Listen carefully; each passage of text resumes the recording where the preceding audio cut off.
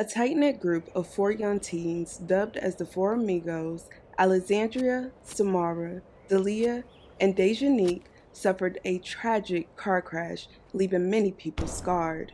Now, 1 year later, after two of the young teens lost their lives, the mothers of the teens allege authorities misidentified their daughters' bodies, leading one of the girls to have her organs incorrectly removed for donation.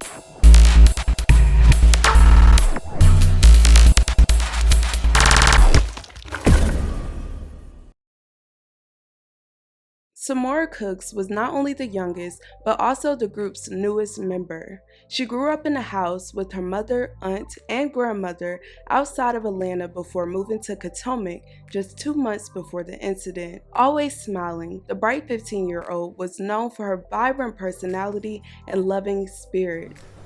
She's a very beautiful young lady, body, soul. She loved her family, she loved people. She would give her last to anybody, and she will give my last to anybody. According to a report, Samora, Alexandria, and Dejanique were cousins and a part of a large family with deep roots in Cantonment. Leah's brother told news reporters that her and Alexandria met in daycare and became instant friends. They were all four best friends. They loved each other. You wouldn't catch one of them without each other. Leah graduated from Tate High School in 2018.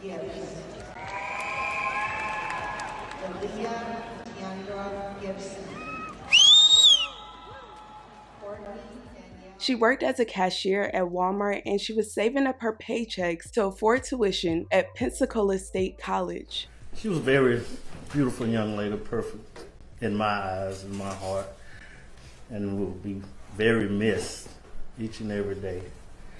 She was a kind spirit, very special young lady that was just a good soul, good spirit. She was looking forward to pursuing her dreams of becoming a nurse. Sadly, July 29, 2019, the Four Amigos faced a devastating tragedy.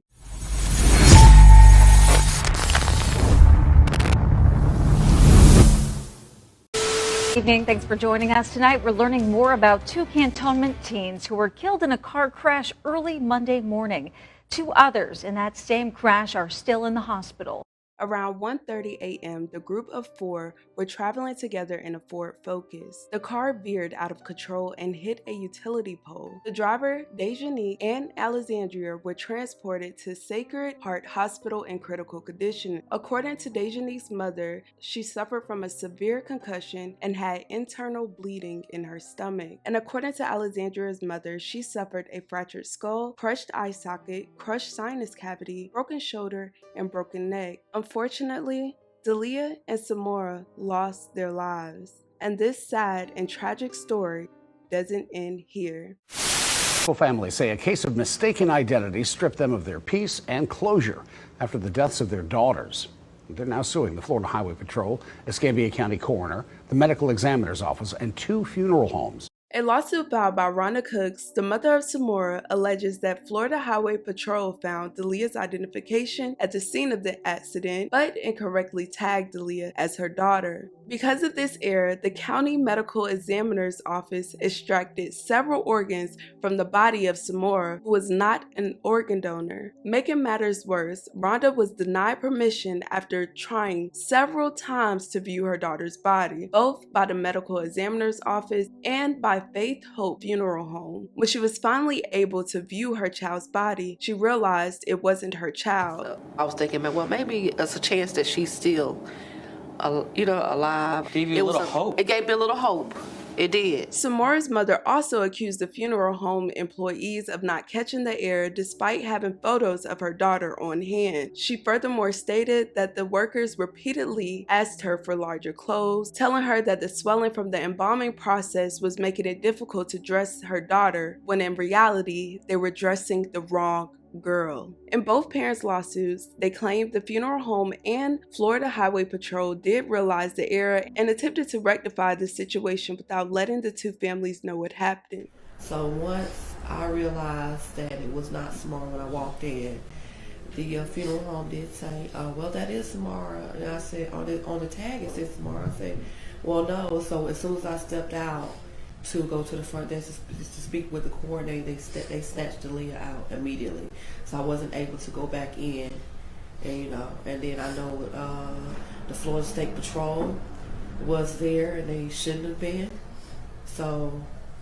And they all had photographs. They all had photographs. It was easy to determine which body was which. Tracy was like, I need to talk to y'all, and then she called us into the office and told us that the bodies were switched. Faith Chapel then rushed the preparation of Samora's body and prepared it for burial in a way that was not satisfactory to her family. Both teens were different ages, different heights, different weights, and had different physical appearances despite the mix-up. Samora's mother lawsuit states that she suffered from nightmares and has extreme emotional trauma. I'm not at peace. I'm not at peace.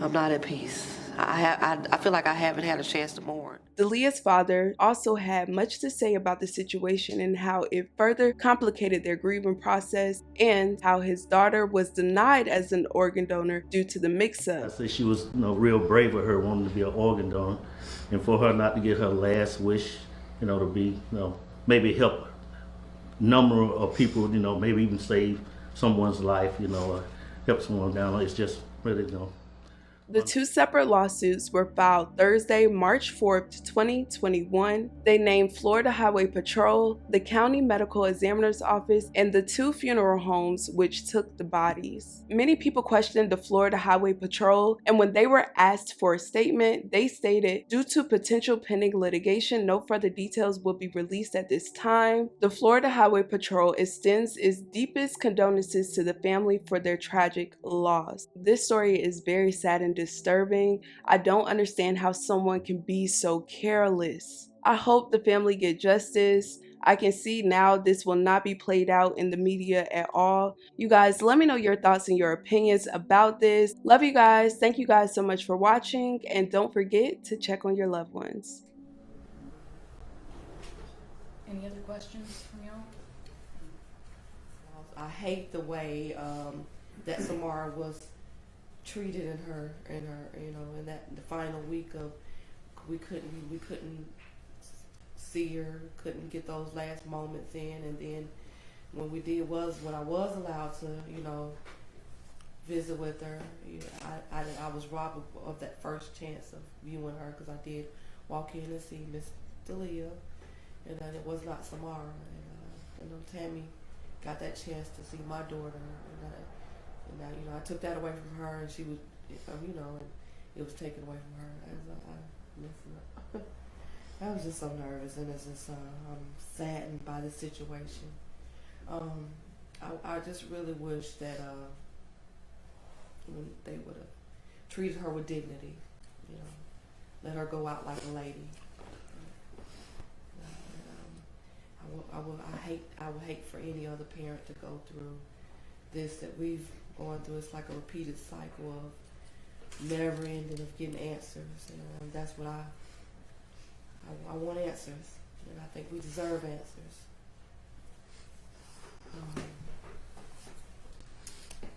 We don't have any closure.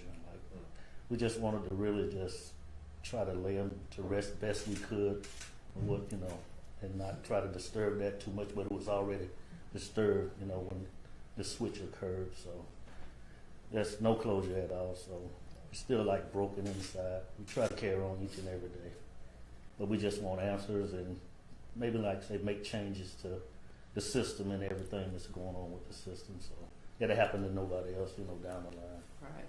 A grieving family can experience on a sudden loss is the dignity of the process of burying them, of bringing people together, talking about her, living with her at the moment, and then saying goodbye. This turned that process upside down, and they have yet to really experience the peaceful dignity of passing that they deserve. And as y'all have heard, these were two beautiful, smart, outgoing girls that were full of life and promise, and they deserved the families deserved to have them honored in the way that they should have been, and that chance was robbed from these families. And like Demetrius said, you know, they did the best they could, but that's not just. And they deserve to be honored, and these families deserve to have the answers that they need for closure.